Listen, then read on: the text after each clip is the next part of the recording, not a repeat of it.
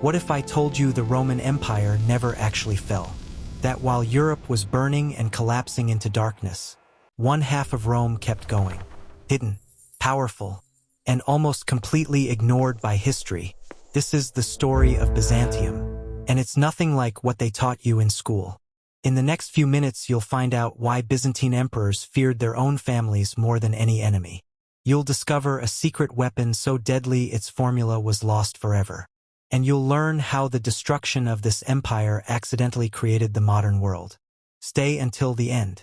The final secret will change how you see history. Here's something almost nobody knows.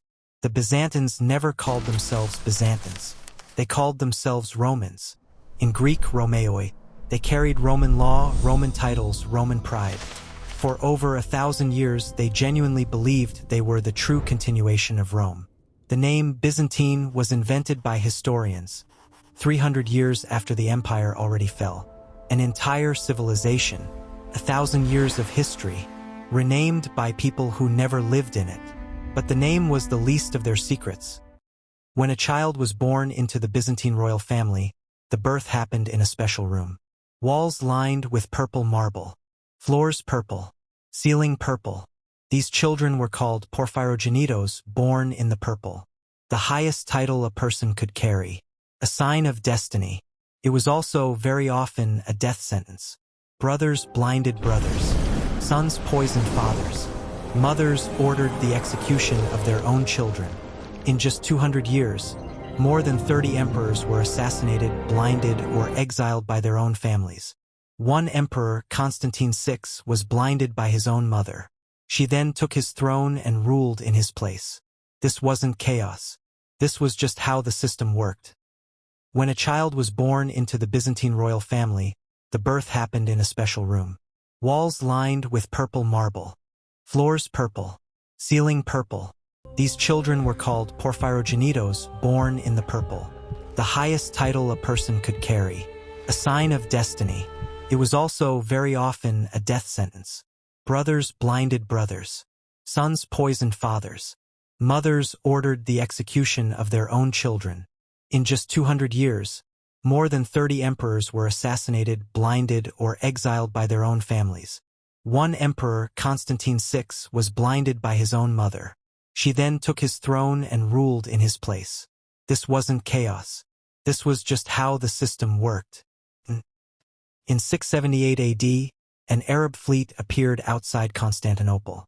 Hundreds of ships, thousands of soldiers, one of the largest naval forces ever assembled.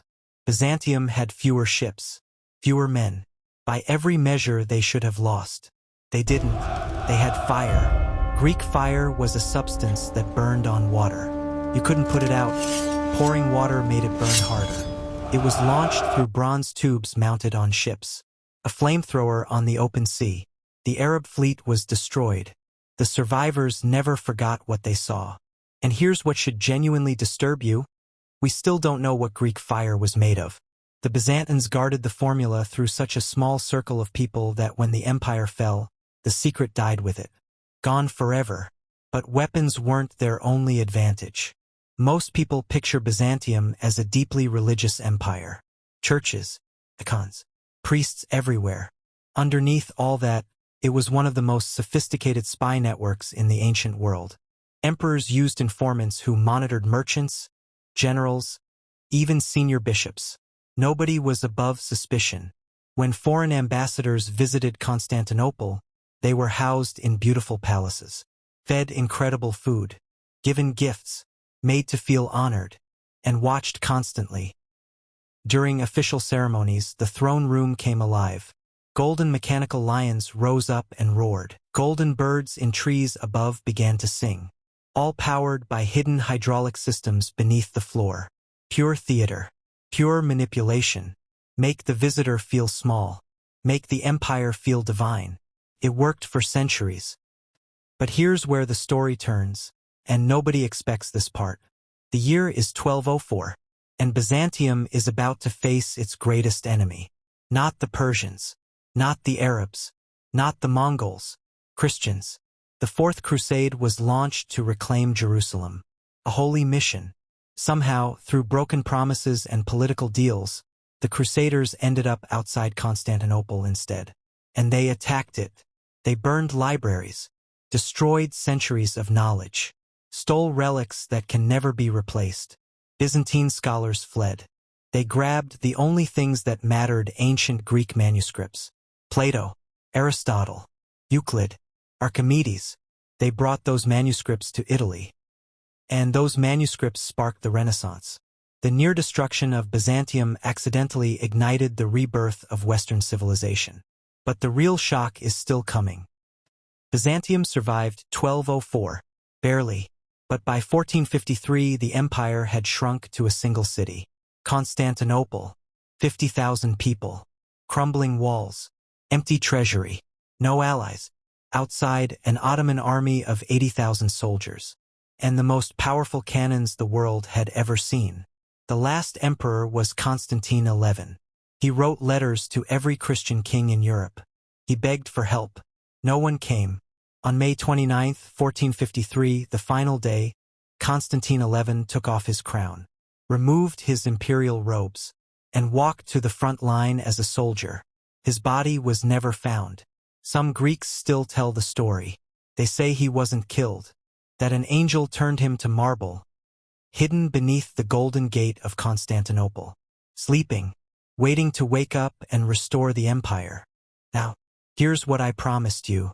When Constantinople fell, the Ottoman Sultan Mehmed II gave himself a new title, Kaiser I Rum, Caesar of Rome. He didn't destroy the Roman legacy. He claimed it, and Russia did the same.